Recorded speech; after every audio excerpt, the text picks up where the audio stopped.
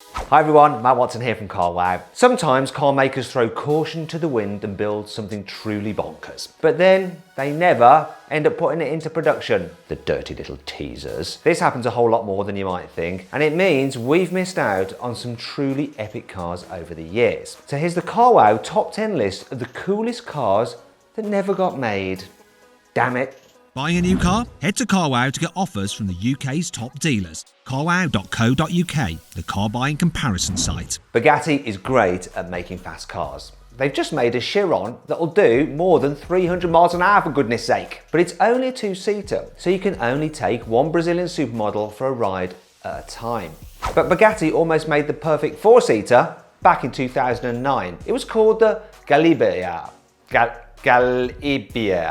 Galibier. And it was pretty much a front-engine Veyron with four doors. It had the same 8-litre W16 engine as the Veyron, but Bugatti chopped off the Veyron's 4 turbos and bolted on 2 huge superchargers instead. It made 1,000 horsepower, and Bugatti reckoned it could do 235 miles an hour. It was only a concept, but Bugatti planned to make a production version called the Royale. We call it the Royale with cheese. Royale with cheese. That's right. And it was going to cost a Royale £1 million. But in the end, Bugatti cancelled the project to focus on developing the Chiron instead. I suppose it was worth it. The VW XL1 was a tiny two-seater that was all about fuel economy. It was powered by a weedy 800cc two-cylinder diesel hybrid, so it wasn't exactly fun to drive. But then some genius decided to drop in a 1.2-litre V-twin engine from the Ducati 1199 Superleggera superbike to make the XL Sport. This made 203 horsepower and rev to a mental 12,000 RPM. It would do 0 to 60 in just 5.7 seconds and hit 168 miles an hour. However, it's a shame Volkswagen never put it into production. But part of the reason is that it would have been mega expensive. The regular XL1 already cost almost £100,000, and the Sport had an engine from a £55,000 superbike, and that's not including all its new carbon and titanium bits. Oh well. This is the Jaguar C-X75, and can we just take a moment to look at it and enjoy just how gorgeous it is. You're beautiful. Right, that's enough of that. I need to tell you that Jaguar actually made a few versions, all with different engines. The first got 2 diesel-powered gas turbine engines and 4 electric motors. These made 789 horsepower, so Jaguar reckoned it could do 0 to 60 in just 2.5 seconds and go on to a top speed of 205 miles an hour. Then Jaguar ditched the turbine engines and went for a turbocharged and supercharged 1.6-litre hybrid engine. This made 862 horsepower, so it could do 220 miles an hour. But Jaguar cancelled the project in 2012. They did make a few prototypes though, and they made a few extra ones for the Bond movie Spectre. These look just like the original concept, but they came with a big old V8 instead of the original hybrid system. Lamborghini is all about mental supercars. And really fast SUVs now, of course. But they nearly built an awesome 4-seater GT back in 2008. It was called the Asterion, and it was a sort of Gallardo, but backwards. It had the same 5.2-litre V10 and 4-wheel drive, but the driver and the passenger sat behind the engine rather than in front of it. I actually reckon it's one of the best looking Lambos of the last few decades. It's all angular and wedgy, but in a subtle, discreet way. Kind of like laser hair removal compared to waxing.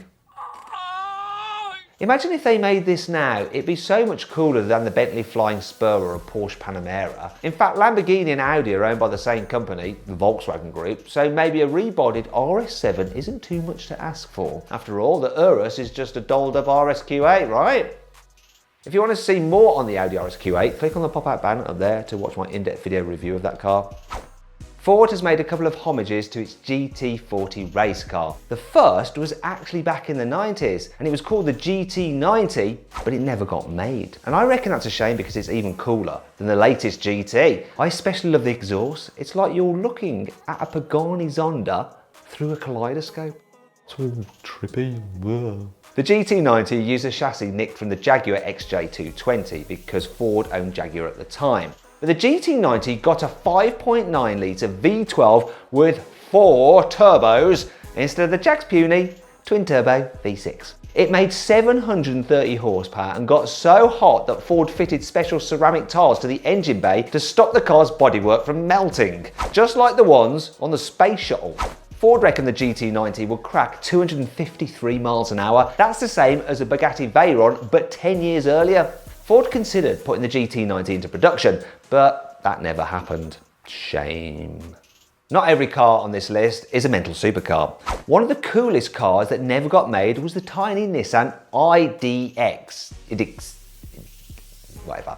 It was a small rear-wheel drive sports car, like a Nissan rival for the BMW 2 Series, only instead of looking like a normal modern two-door, the IDx got this really cool retro body. It looked especially good when Nissan gave the IDx to their Nismo tuning department. Nismo added a body kit, new wheels and beefier brakes, and they bolted in the turbocharged 1.6 litre petrol engine from the Duke Nismo. This made more than 200 horsepower, so the IDx would do 0 to 60 in less than 7 seconds. Nissan never put the IDx into production though, but the Nismo version did end up appearing in a few video games, so at least you can drive it virtually. When someone says Citroën, you probably think comfy family cars with weird styling and interesting features. You definitely don't think of space-age supercars. But back in 2008, someone must have put champagne in the water cooler because Citroën cooked up the GT by Citroën. It sounds a bit like a perfume, but this spaceship on wheels was made to promote the Gran Turismo 5 video game. And Citroën didn't stop there. They actually found the time to build a real working car. The digital version came with 4 electric motors that produce 789 horsepower, but the real car got a Ford V8. Yeehaw! It still produced 655 horsepower though, so it's no slouch. Amazingly, Citroën confirmed that they build a very limited run of these GTs. They'd only make 6 though, and they'd each cost £1.7 million, although no one's really sure if this ever happened. Imagine how cool it would have been if Volkswagen made a mini Veyron. Well, they nearly did back in 2001 when they built the mid-engined W12 Nardo. It came with a 5.6 litre W12 engine with 600 horsepower, so it was fast. Really fast actually. It could do 0 to 60 miles an hour in 3.5 seconds and go on to 222 miles an hour. That's faster than any other car wearing a Volkswagen badge. And it can do that speed all day. Quite literally. Volkswagen actually broke the 24-hour world land speed record by driving a W12 Nardo flat out for an entire day. They drove for 4,800 miles at an average speed of more than 200 miles an hour, which is totally amazing. It's a real shame that Volkswagen never put this awesome car into production. They're probably just too busy building yet another Golf or something. Speaking of which, if you want to watch my full in-depth video review of the latest Volkswagen Golf, click on the pop-out banner up there to go check it out. The supercharged V8 Range Rover Sport SVR wasn't the first fast rangey. Back in 2004, they actually made something called the Range Stormer. Yeah, it sounds like an offshoot of Star Wars or something, but it was actually based on the standard Range Rover Sport, but Land Rover got rid of the 2 back doors and shoehorned in a supercharged 4.6 litre V8 under the bonnet. They also bolted on some 22-inch rims and painted the whole thing bright orange just because. Land Rover said the Range Stormer had enough power to crack 180 miles an hour, but that wasn't the best bit. Oh no! The coolest thing about this mad SUV were those scissor doors, just like on a Lamborghini. It looks absolutely epic. Now before I continue with the video, if you haven't done so already, make sure you subscribe to this channel and hit the bell icon to turn your notifications on.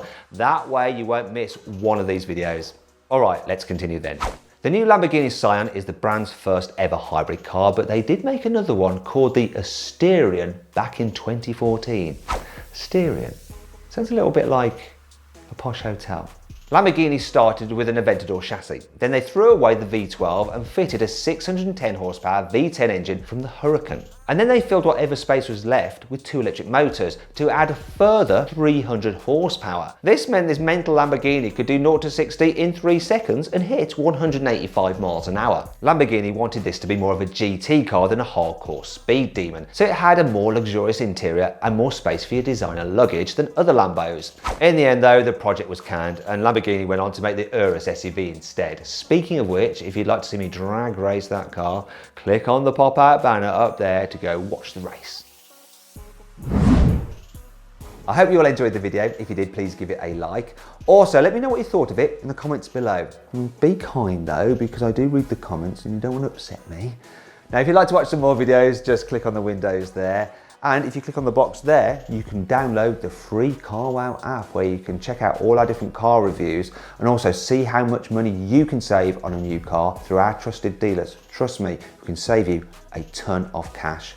The app also includes a special car valuation tool where you can actually use your phone's camera to scan the number plate of a car and it'll tell you how much it's worth. Go download it, it's free.